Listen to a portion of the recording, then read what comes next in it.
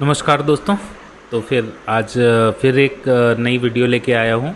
इसमें हम एक और पेयर है GBP USD जिसको हम बैक टेस्ट करने वाले हैं अपना मई के मंथ में, कि मई के मंथ में इसमें कोई ट्रेड हमें मिली है सही या नहीं मिली है। तो कम ट्रेड लेते हैं, लेकिन फंडेड अकाउंट हमारी कोशिश रहती है कि एक मंथ में एक फंडेड अकाउंट हम क्लियर कर दें। तो इस अप्रोच के साथ आप अगर चलना साथ चाहते हैं तो आप मेरे इस तरीके को अपना सकते हैं।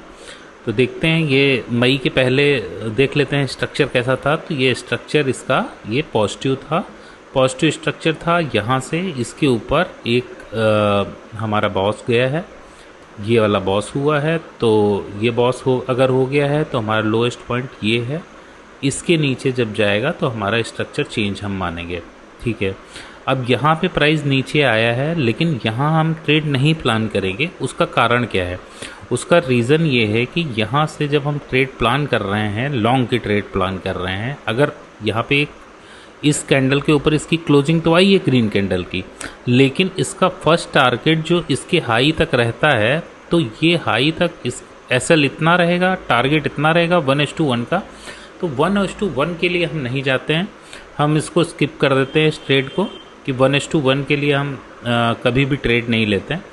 हमने वेट किया, वेट करने के बाद ये प्राइस यहाँ पे स्ट्रक्चर निगेटिव कर देता है। जब ये स्ट्रक्चर निगेटिव कर देता है तो हम वेट करते हैं कि हमारा जो प्राइस है वो हमारे इस स्ट्रक्चर तक आए, इस ऑर्डर ब्लॉक FVG के ऊपर जो बना हुआ ऑर्डर ब्लॉक है, इस ऑर्डर ब्लॉक पे आए। यहाँ से हम एक ट्रेड प्लान करेंगे। ट्रेड कैसे प्लान होगी कि हम तो बहुत ही कंफर्मेशन के साथ ट्रेड लेते हैं। अब क्या है कि यहाँ पे इस कैंडल पे आप देखिए, ये शॉर्ट की ट्रेड में लगा रहा हूँ।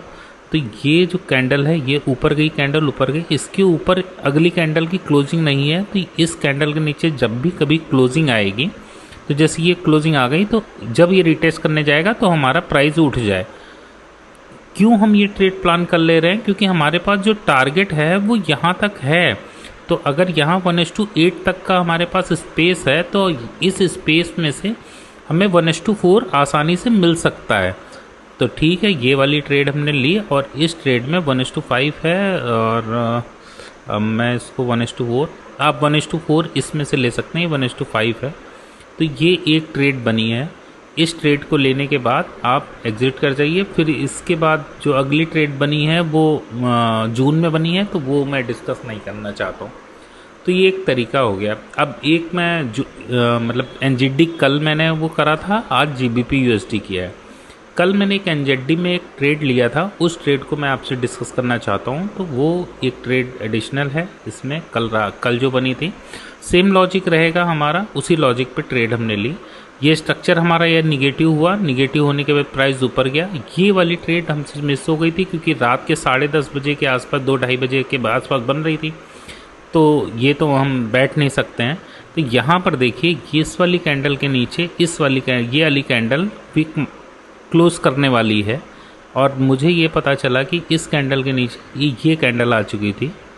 तो यहाँ पे ये थोड़ा मेरा कॉमन सेंस था, मुझे थोड़ा सा लगा कि यहाँ से ये कर ही देगा क्लोज, क्योंकि ये जो स्ट्रक्चर था, ये स्ट्रक्चर मुझे बता रहा था। ये सब आगे मैं आपको पढ़ना सिखाऊंगा कि इसको कैसे चेक करते हैं। यहाँ पे एक्चुअली एक ITH बन गया था, तो उस ITH के कारण मुझे लगा कि यहाँ से प्राइस नीचे जाएगा।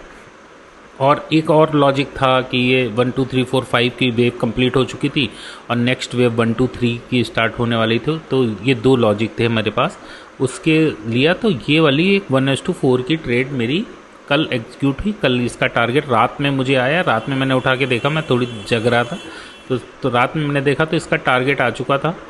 तो ये कम ट्रेड थी। चलिए, धन्यवाद, आपने ये वीडियो देखा। छोटी छोटी वीडियो बना रहा हूँ अभी परिवार छोटा है, मैं चाहता हूँ आप सब लोग जुड़ें। फिर इसके हम लॉजिक पे आगे चल के आप इसको देखिए कि कैसे कैसे मैं ट्रेड ले रहा हूँ। आगे चल के मैं पूरा स्ट्रक्चर मैपिंग कैसे होता है, कैसे इसको हम ट्रेड प्लान करते हैं, ये सब में भी मैं आगे आप लोगों को बताऊँगा। चलिए, नमस्कार।